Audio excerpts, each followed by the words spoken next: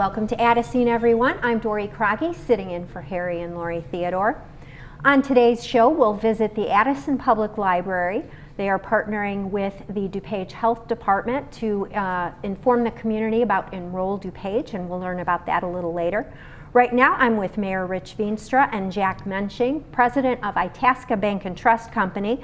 They are sponsoring the 8th Annual Shape of Addison Town Hall meeting coming up on Wednesday, January 28th. Mayor, I know that's something that now you have been through once, so tell us what it's like to be up on that dais getting peppered with questions. Well, it's always a fun evening. You never know what to expect, but I think it's a great opportunity for the community to really ask questions about what's going on, and having all the different governing agencies in town to be able to be responsive to explaining their programs, but also answering questions and concerns, I think is very, very important. We talk about transparency in government, and I think this is a really great opportunity to showcase transparency and to inform the public about what is going on in their community. Mm-hmm. This is an opportunity for all the taxing bodies in Addison to make a brief presentation about what's going on, and then, like I said, they get questions from the community. Why do you think it's important as an elected official? Like I said, you've been through it once, but as deputy mayor, you've seen these since we began it 8 years ago. As an elected official, why is that important? Well, I think it's a good sounding board for us. We think we know what the issues are in town. We think we know where we need to be spending effort and time in fixing things and improving things. But until you start hearing the issues being raised by the population, by the residents, sometimes you overlook things that are important. And so I think it's a real good opportunity to hear the voice of the residents and to work collaboratively with them to fix issues that are brought up and are concerns of theirs. Mm-hmm. Jack, Itasca Bank is the one that came up with this idea. Tell us about how this started, because Addison is not the only community that you do this in. How did these get started? We just kind of thought of what we could do for communities and what could be a good service for them. We first started in Itasca probably about 25 years ago. And from there it grew to Wooddale, Addison, and Carroll Stream. And we look at it as us being a good community citizen, but it's a chance to help educate the community and, as you say, the elected officials as well. So it's kind of a win-win. Mm-hmm. Now, for those who may not have seen these in the past, explain the format of the evening. Sure. We start out, and each of the taxing bodies gets about 5 minutes to talk about any accomplishments they've had or future plans that they have for their organization. After everybody's had a chance to talk, and we always give the mayor a little bit longer to talk. He's got more on his plate. And we appreciate it. And then there will be people who walk around. We hand out cards for people to write out questions, and they'll just hold them up, and we'll pick those up. They all come up to me, and then I'll read the questions that come in. We also are being shown live, and so people can phone in. We have some operators there to answer and take the question down, or they can email, and that email will go up on the screen, and they can email the question in. So we allow 2 hours. In most cases, we can get through all the questions. Once in a while, we don't, but we always share the questions exactly how we get them with the elected officials, so they get to see them. And that's an important thing to point out. You're objective as you can possibly be. I mean, it's your staff that's answering the phones and taking in the emails, and you filter through them real quick, but you're not censoring them really. No, I don't have time to censor them. Half of them I don't even get a chance to read ahead of time. If there is some foul language or something in there, I will try to clean it up. But I try to read every question. Now, sometimes we'll get 3 or 4 questions on the same thing, so I will lump those together just in a matter of time. But sometimes I don't even understand what the question is about, but the person answering understands it. So, yeah, I try to read everything. Mm-hmm. Have you run into many problems doing this in 4 communities, and you are always the moderator? Is the response from the community typically a respectful, educated response?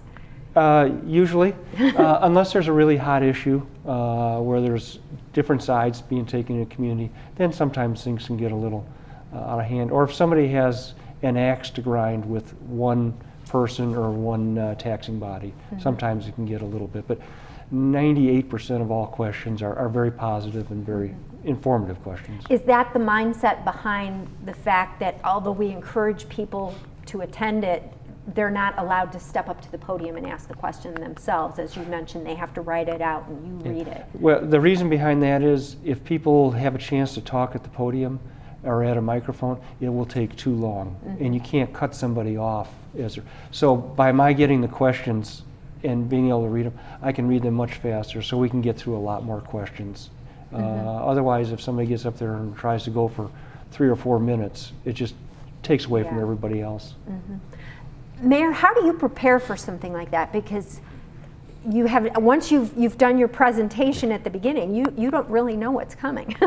No, we don't, but you know, we do have the monthly Ask the Mayor program, so it's kind of 12 months of practice. That's true. But we also have the opportunity to present the Shape of Addison to the commerce and industry. That's true, typically the same things. Yeah. So we really have prepared pretty much the same material for the presentation, and you know, when you're in, day out, you kind of have a feel for the issues and hopefully the right answers. Now, if not, we also have the administrators from each of the taxing Yes, we bodies do. available, so you have the ability to pass it off. I don't know, Dory, what's the answer? What are you preparing for? What do you think are going to be the big topics this year? Well, you know, fortunately, Route 53 isn't the topic, at least Finally. hopefully it won't be a topic. You know, I think economic development and commercial development are probably the focus areas. We're going to see some residential development coming this year, and I think that'll be a point of interest also. Jack, you kind of touched on this, but from the bank's point of view, what do you get out of this? Because this, I mean, especially in our case, you came to us with this idea, and you came up with the idea originally in Itasca. What do you get out of something like this? Because it's not just you, like you mentioned, you bring quite a bit of staff here that night. We get some exposure. Obviously, our name is on the mailings, and our name is there. I'm there, so I get some exposure. So I think it's very positive exposure for the bank because we're there on a good program, and we're there with a lot of the leaders on that. And it's also a forum where I get to say a few jokes. So I try to keep it lively. Absolutely, and you do a great job. Thank you. That's not an easy thing to do when you've got all eyes on you and knowing you're live. Once again, tell people how they can participate in this and run through the date and time. 3 ways to participate. The program is Wednesday, January 28th. It's from 7 to 9 right here in this building.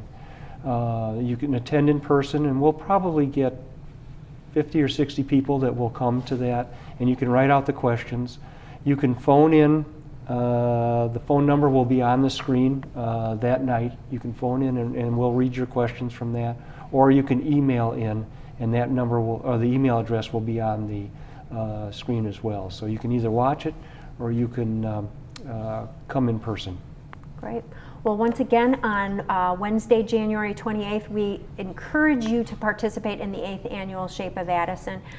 It's not only the village, but the library, the schools, the fire district, the library, everyone will be here. And you can watch here live on Addison Community Television and participate that way as well, or watch online at addisonadvantage.org. Thank you both for being with us. We Thank look you. forward to seeing it. Thank you.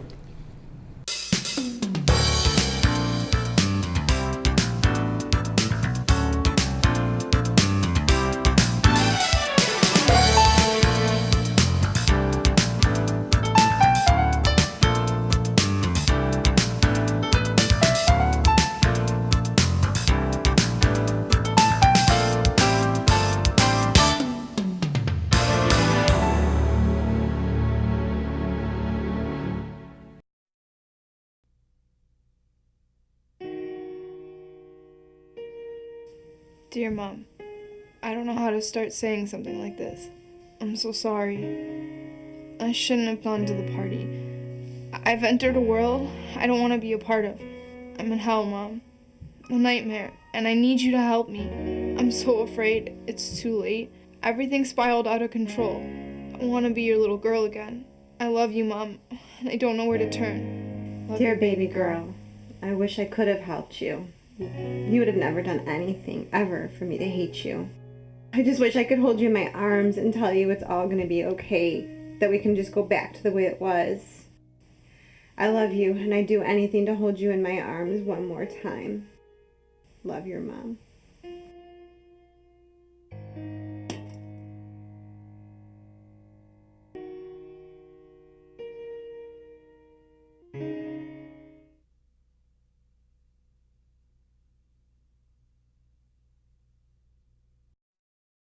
Hi, I'm John Kokoris, Community Services Coordinator here at Addison Public Library, and I'm joined by Dave Haas, the Public Information Officer for the DuPage County Health Department.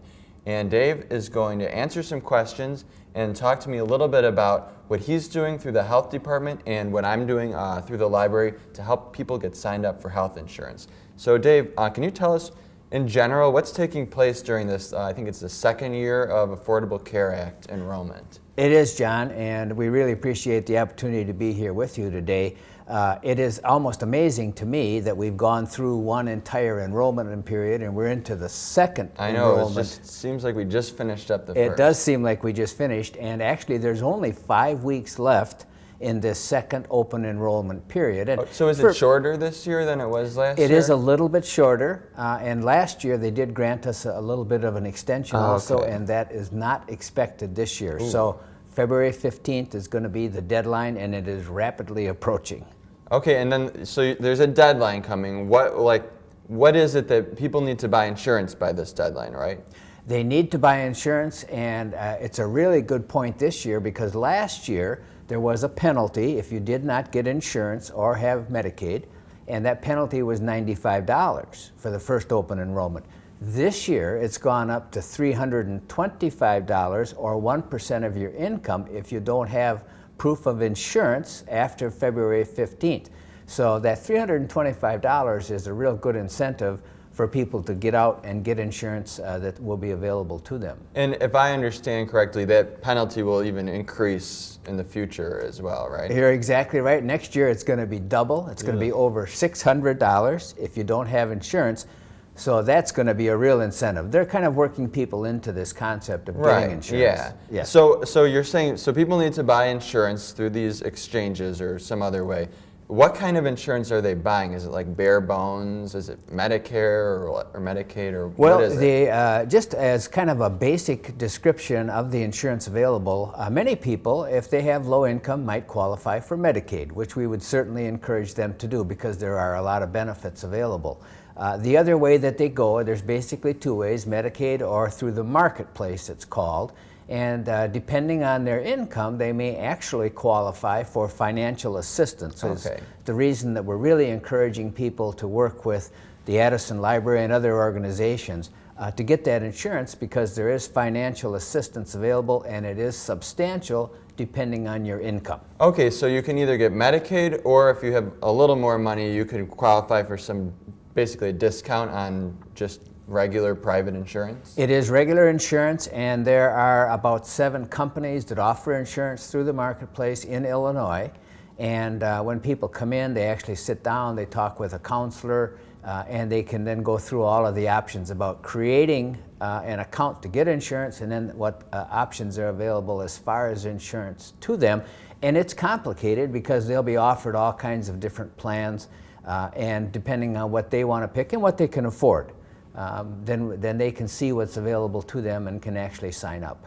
And so you're saying it's complicated, you know, to pick out the right plan, but it doesn't seem too hard if they can get help, right? It is, and that's really, I think it's a real benefit of working through the Affordable Care Act in DuPage County is that the Health Department, along with the Addison Library and other organizations, are offering enrollment events. And the really important thing here is that they can get free help. There is no charge for this service. They can come in, they sit down, and they take whatever time is necessary to get an understanding of insurance and then actually enroll. And they're not salespeople either, so they're not like I mean, they want you to sign up, but they're not pressuring you to go with a There will be no pressure. We call it kind of a no stress environment. people come in, and our counselors are very, very helpful people. We do this a lot at the health department, so it's not something that's unusual to us. And we're interested in helping people, first of all, have an understanding of insurance, and then understanding what options might be available to them. So there is no pressure to buy. Right, and I've seen it, you guys send a lot of people here to the library. I think you're here on Mondays and Wednesdays in the afternoon, and then basically every Saturday. Yes, it is, and it's a great way for people to actually come in and sit down with somebody. Right. As you and I well know, a lot of times you have to do things over the phone, Yeah, and and it's it just difficult. gets, It's hard to do And it it's that nice way. they don't have to drive all the way out to They do Wheaton not. or wherever. This is a great environment at the library, as we well know, and they can come in and very comfortably sit down and get the information that they need. Well, it seems like people really appreciate it. I know I've seen a few people come back a couple times, you know. Some people have to bring their kids with, and we've got books and games for the kids to stay occupied with. So it seems like it's working out really great. Just in general, why, besides avoiding the penalty, what are the benefits to like getting insurance? Why should somebody, if somebody's gone their whole life without getting insured, why should they do it now? Well, this is, I would call it the forgotten concept behind the Affordable Care Act, or as people commonly call it, Obamacare. But it's the forgotten concept is that the big picture is that the insurance helps people not only start to get well, but they test them to make sure that they are well and that they are healthy.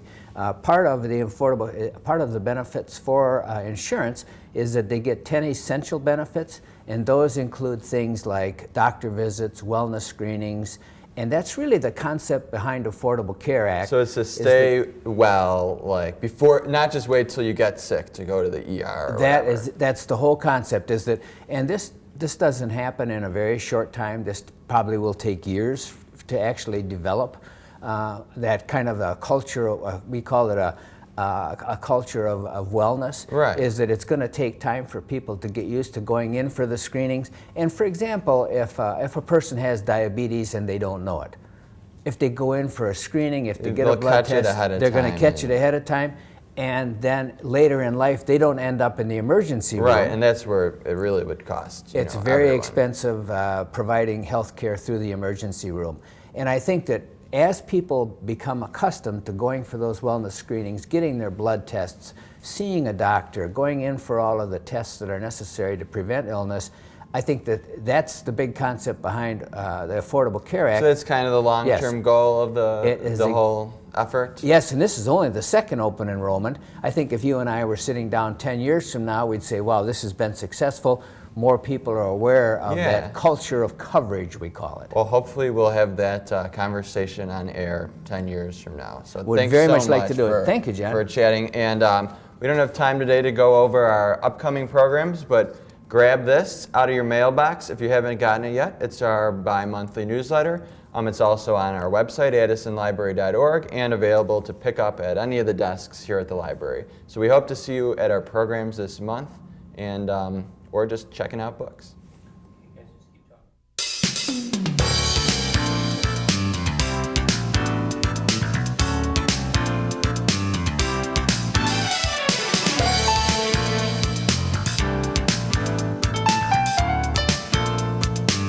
I'm Dory Croggy with Future Ready at TCD, coming up later on Addiscene.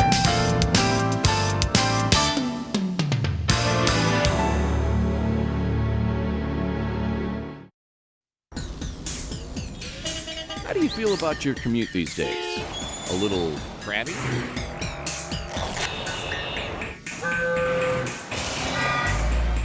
You can change that pretty easily. Just take Pace and feel happy as a clam. The savings will be a big change too. Travel in a more relaxing Pace.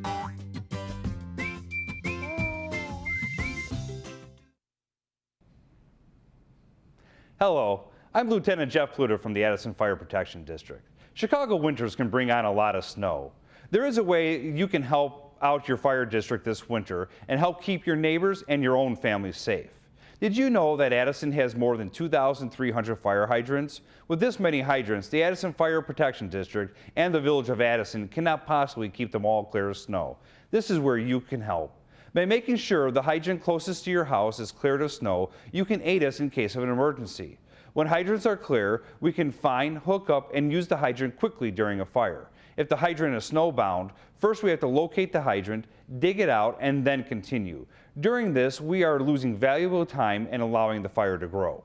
So please do your part and help keep the hydrants near your home and work clear of snow.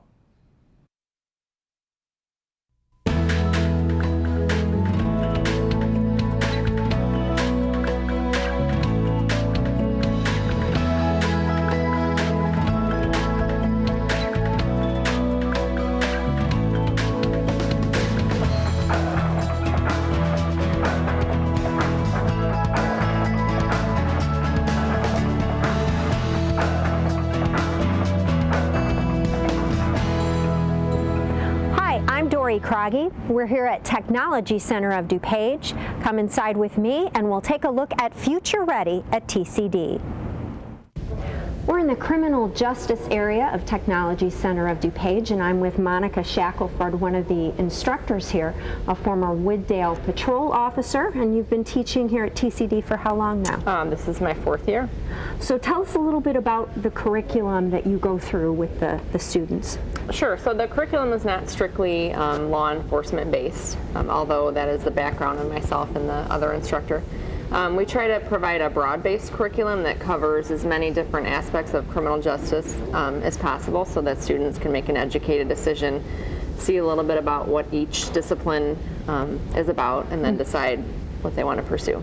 I think when most people hear criminal justice, they automatically think of police officer. Absolutely. But what career opportunities fall under criminal justice other than the obvious? Right, so there are various career paths, from being a community service officer, police officer, probation, parole officer, attorney, and then the federal agencies, Border Patrol. The list is not endless, but almost endless. And what kinds of things do the students do? TCD obviously is not your typical sit in a classroom and listen to someone lecture, although you do bring in guest speakers. We do.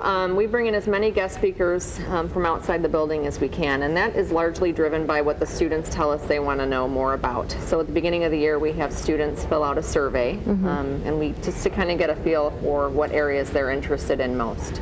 So if we get a particular student, for instance, 2 years ago we had a student that was very interested in working for the Department of Natural Resources or the Forest Preserve. So we reached out to that organization and had a deputy come in and speak. It was actually a great opportunity because now that's a contact person for that student when he starts looking for an internship, and he got the gentleman's card, and so it's a great way for students to have an opportunity to talk one-on-one with those professionals and find out really what that job is about and exactly what it takes for them to get there. And then besides the guest speakers, what kinds of things are they going through during the typically 2 years here? Our curriculum is pretty academically heavy. Most of our students tend to go on to a 2-year or a 4-year university to obtain their degrees. So we do focus on academics. So writing skills are highly emphasized because everything is documented nowadays. People tend to like to sue each other for things. So their reports have to be, pretty much perfect. So we do drill them on writing skills, observation skills, verbal communication skills, because no matter where you go in criminal justice, you have to be able to speak to people and all different kinds of people. So we work on that through scenario-based training. So like I said, while it's not law enforcement focused, a lot of the hands-on activities that we do are law enforcement focused, such as traffic stops, interviewing victims and witnesses and offenders, but those skills can transfer over to every other discipline in criminal justice because it's all about communication. So they do, right now we are starting our traffic stop unit, so the students will have to learn how to do a safe routine, although there's never a routine traffic stop, from beginning to end. So you take them out on the street and practice this? We don't. So the great thing is we have this squad car here. We have our violator car there. And so we try to simulate it as close to real life as we can, without obviously taking them out there and doing that. And you know, it is And part then, of, so who typically portrays the driver? sometimes it's me, if I want to kind of amp up the scenario a little bit and throw them a curveball just to see how they react. But typically it's other students will pose as the violator, and they'll take turns being the police officer and the driver. So it's just a way to sort of let them know everything that's involved in a traffic stop, because when we see the police out on a traffic stop, it looks, you know, very simple and fast, and there's actually a lot more involved in it than you would think at first glance. So that's one of the hands-on activities. We do basic crime scene processing. We also do the CERT program with the Addison Police. We're actually starting that next week. So the Addison Police come in and they teach our students basic disaster training, search and rescue, basic first aid, so that if there were some type of disaster in the community, the students would be, you know, trained to help the first responders. It cuts down on the first responders having to deal with some of the more minor injuries and things like that, and they can focus on the more serious injuries. Is there a typical student that tends to gravitate toward the criminal justice area? That's an interesting question. I don't know that there's a typical student. A lot of our students leave us and go to the military. Okay. We do get increasingly a certain number of students that are already in explorer posts throughout the county. So generally the students that come to us are interested in law enforcement. So I would say most of our students tend to want to go into the law enforcement field, but then again, some don't, and that's why we try to keep the curriculum so broad, so that it appeals to every student. Right. And some students come in and they think they want to go down one path, and we have a guest speaker come in, or they have an experience here and they say, you know what, it totally opened a new door for me, and I think I might want to do that. And so for me, that's an awesome moment, because you know, it opens them up to more opportunities.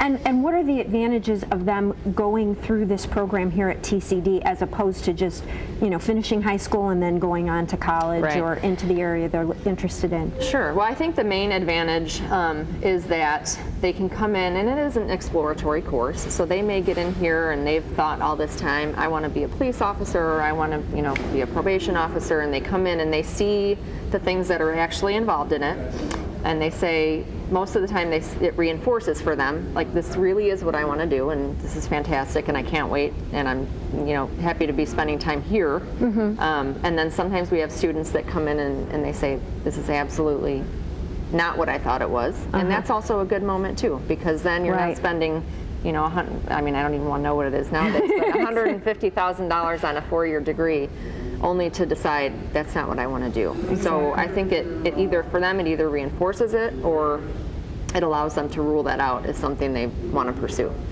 We're here with Andre LaHoo, a senior at Addison Trail High School and a student in the criminal justice system at TCD. Andre, is this your first or second year at TCD? This is my first year at TCD. Okay, and tell us what your typical day looks like. How much time do you spend here as opposed to at Addison Trail? At Addison Trail, I spend about 5 periods a day at the school, and then I have about a 5 or 10 minute bus ride to the TCD building. I arrive here, I check in. I go into one of the locker rooms, I change to my TC uniform, I go into the classroom and have to read the board. That's the first rule. I say hi to Ms. Shackelford, then I read the board. And well, on the board is usually what we're doing that day, be it a worksheet, paperwork, or if we're using one of the squad cars, or like a different scenario. And then we spend about hour and a half, 2 hours here. And then we go back to the school and go home. Okay. Is there anything, well, today you're helping out here at the expo, but are there opportunities to get more involved in TCD outside the usual classroom time, or is it just dedicated to those couple of hours a day? I think it's just dedicated to those couple hours a day. Then there's this open house, but outside of TC, I'm not really sure. Okay. And how did you decide to become part of the criminal justice system? What drew you to TCD? Well, last year I was an explorer at the Addison Police Department. Okay. And through there, I talked to my counselor, and she said there's this TCD program that you can take for senior year. They'll take up 3 periods every day. It's really exciting. And I was like, I'll just sign up for it. And what are your career plans? What do you plan to do after you graduate this year? After I graduate, I plan on going to COD for criminal justice, and then after COD for 4 years, I'll apply. Hopefully, I'll be able to apply at a police station, and then hopefully I'll get hired. Okay, so you're going to be a police officer. What kinds of skills do you think that you're gaining here during your time at TCD that you wouldn't have gotten? I'm gaining a lot of insight. Just seeing a police officer on the road, you're saying, oh, okay, that's a pretty easy job. He's just sitting in a car all day. Okay, he pulls over a person. But with TCD, it's opening up all the doors. It's showing there's a lot of paperwork. There's anything can happen. They're training you for the worst. You're hoping for the best.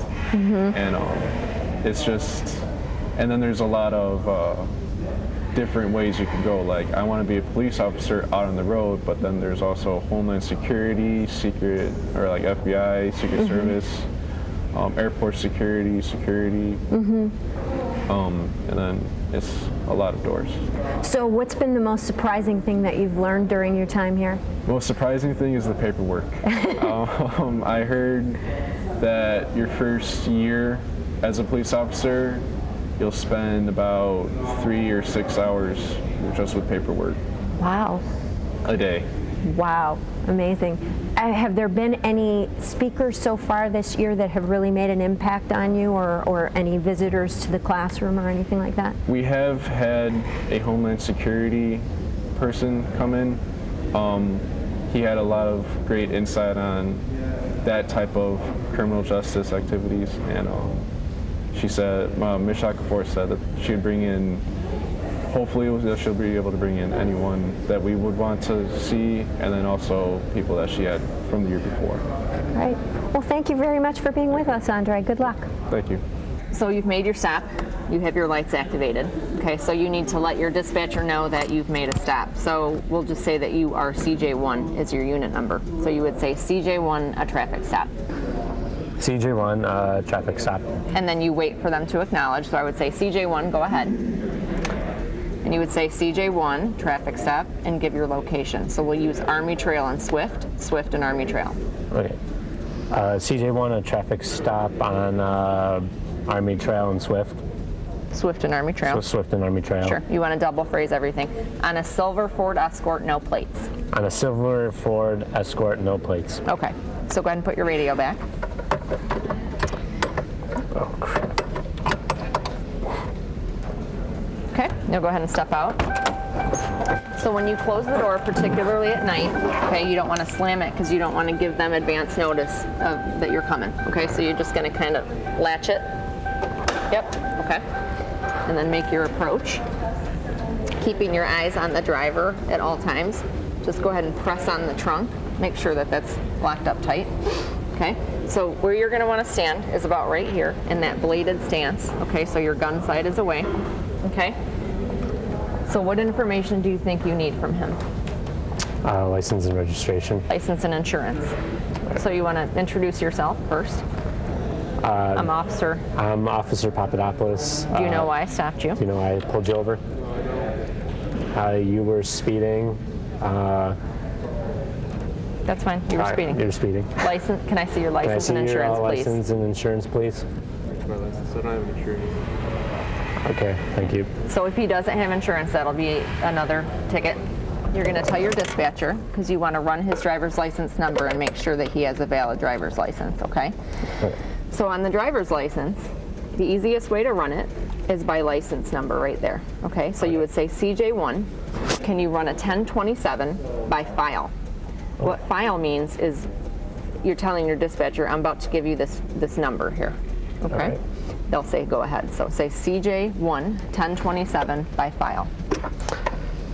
CJ1 1027 by file. Sir, can I ask you to step out of the car for a minute, please? And you always want to make sure you can see his hands. Step back here. Close the door.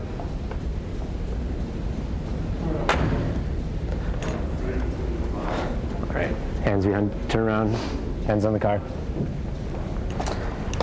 You're under arrest for not appearing at your court date and for not driving with insurance.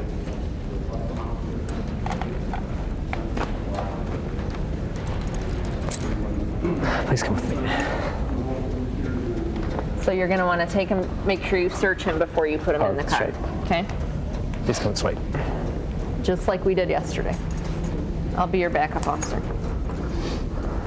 We're here now with Philip Jaffe, a 2013 graduate from Fenton and a former TCD student. Philip, tell me about how long you've known that you've wanted to be a police officer. Since I was in kindergarten, I've always had an interest in being a police officer. I've always looked up to them, and they have a lot of authority. It's something I've always wanted to do. And what are you doing now that you've graduated? After taking this criminal justice class, I'm going to College of DuPage, studying criminal justice. Hopefully get my bachelor's from them, and then hopefully become a police officer.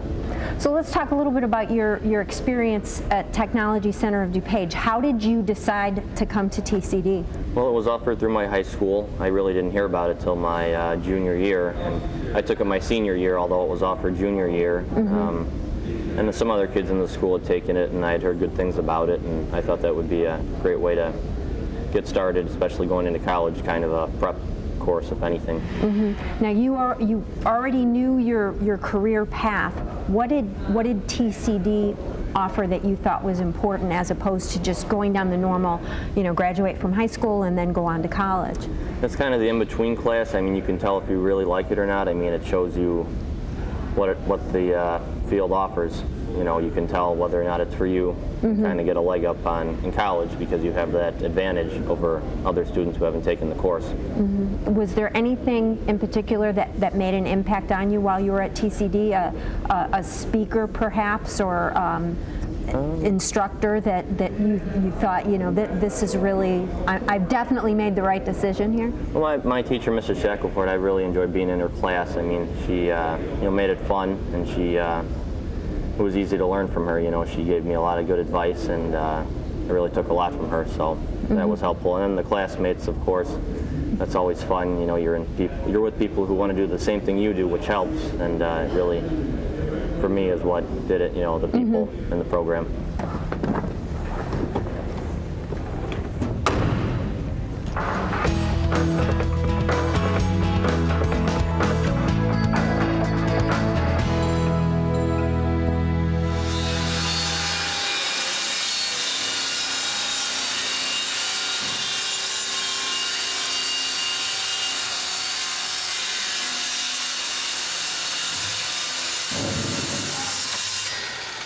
I'm with Justin Selby, the construction trades instructor, and Steve Cervenka, HVAC and residential wiring. And they oversee a very large area here at Technology Center of DuPage. Justin, let's start with you. Tell me a little bit about your background before you came to TCD. I spent the last 20 years as a union carpenter. I started out framing residential homes.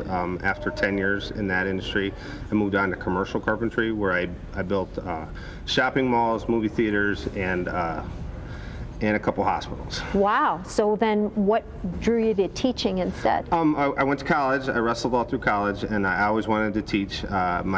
Actually, when I was in college, I wanted to be a biology and chemistry teacher. And when the bottom dropped out in 2008, I was looking for something to do. And I got back into coaching, and that led me to working in special ed. And then through special ed, I ended up coming here with some students. And they needed a new construction trade teacher, and they found out about my background, and here I am. Okay. And Steve, how about you? I've been in HVAC sheet metal industry union for 25 plus years. Started out in the apprenticeship doing residential construction, moved up to commercial, done various things as welding, balancing, and I also owned my own company back in the late 90s. And then how did you end up here at TCD? Well, same as Justin. When it got slow, there was not enough work, so I eventually found a job on the internet, and I also have my BS in education, for physical education from Eastern Illinois, and it's the first time I've been working since I had that. So, okay. yeah. So is there much back and forth in the students between your two areas, or do they have to choose either construction or HVAC residential wiring? When they're at their home school, they will choose which program they want to go into. Okay, so these are completely separate, Yes. even though you're kind of sharing an area here. Okay, so tell me about the two-year program in construction trades. Does it vary from your first year to your second year, or does it matter whether a student gets both years? It does matter. I'm hoping to build a commercial carpentry section in the classroom. I feel that that's the way the industry is going. Metal studs and acoustical ceilings and drywall there's still a lot of work in that, and I feel that the students would benefit greatly from that. I do feel, however, that is more of a second-year student project. It's a little more dangerous to work with metal. It's sharp. You could get a lot of cuts from it. So that's the direction I'd like to see things move in. But we'll see. This is my first year here, so we're building the program as we go right now. So what do students start out doing? And we'll start out with safety. We start out with basic safety. Everybody has to pass the safety test with a C or better to get out in the shop. We have a zero tolerance for unsafe behavior in the shop. If they're not safe, they're straight back to the classroom. We don't want anybody getting hurt. Right. So, and then we learn how to use hand tools. We learn how to measure and cut. We do a lot of construction math, which involves adding, subtracting, multiplying, and dividing fractions and decimals, and converting fractions to decimals and decimals percentages and stuff like that. Do the students typically come in with any sort of experience, either at home or Some anything do. like Actually, I that? have a student right now who's in Baraboo, Wisconsin, framing his parents' or his grandfather's cottage. So he's taken the next 3 days off school to go work on that project with his family. So a lot of the kids have family that are in construction, or they have an interest in it and have done some work in the past. Okay, and how about the students in your program, Steve? What do they start out doing, and tell me Just about like the program. Construction, they will start out in the safety area. Then they'll move into working to learn how to wire series parallel circuits. Then moving on up from there, they will go into how to use the electrical meters, moving into learning the components in a furnace, how it works, how to repair it. And after they get through that, they'll move into the refrigeration section. And hopefully that will be the second half of the year. Then second year students will move into the sheet metal part, where they're going to fabricate fittings that are used in the industry and how to install and replace furnaces, air conditioners. Both of you have mentioned areas that I think students, I don't like to generalize too much, but typically, it's not necessarily their favorite thing to be dealing with math or dealing with those kinds of things, but you're giving them hands-on experience and using it in the real world. Oh yeah, they're always complaining. I did it as a kid too. So why do I have to learn math? Because it's big, especially in the sheet metal industry, because you have to know how to all your angles and stuff, how to lay fittings out. And same in the construction industry. Yeah, same in the construction. When you could tie the math to something practical, when they could see the use for it, they actually, you can see the light bulb go on. You see they're excited about it, and then it's not so much work for them. Then it's, hey, I'm learning a trade. I'm learning what this math is used for. Instead of just punching numbers in a calculator and getting an answer out, they're actually finding out what it's used for. Exactly. Tell me about the various career paths that are opened up to them by going through this program. Most of them would be probably they could test out in the Carpenters Training Center as a second-year apprentice when they leave this program. Wow. When you go to the Carpenters Training Center, they give you a test. If you test high enough on that test, they will place you at a first, second, or third-year apprenticeship, and that moves them up in pay. It moves them up in experience. So they do come out ahead of the game as far as somebody who had no experience. They have the opportunity to actually either go to college, because we, in the HVAC, we do have dual credit with COD for 7 hours, or they can go into the union, such as like the construction guys will, or find a different job in the trades. They find a lot of them will. I've had a student last year, his dad is actually the owner of one of the bigger refrigeration companies in Illinois, and he's never worked at them until last summer. So I talked to him, and he's loving the heck out of it, even though he's got to get up early in the morning and he's a young kid now. But there are different paths you could go to. Can you end up going to, I recommend the guys get more education that you can. If you're not going to be in the trades, at least go to a 2-year college and start working on your degree. Right. So it's pretty important. And what other skills do you think that they get out of the program that maybe they've gone through this and they decide that they want to take a different career path, but what are they getting out of the program that's applicable? As in, if they could go, even if they don't want to do this, they could go like into mechanical engineering if they wanted to. They could head that way. They're always going to have these skills. They're always going to be able to fix stuff around the house. Everybody's got doors and windows that don't work right. Exactly. And when they come out of here, they'll know how to fix those things. So there's always practical skills they could use in their home and in the future. For more information about Technology Center of DuPage and the various programs offered here, contact your local high school guidance office or visit tcdupage.org.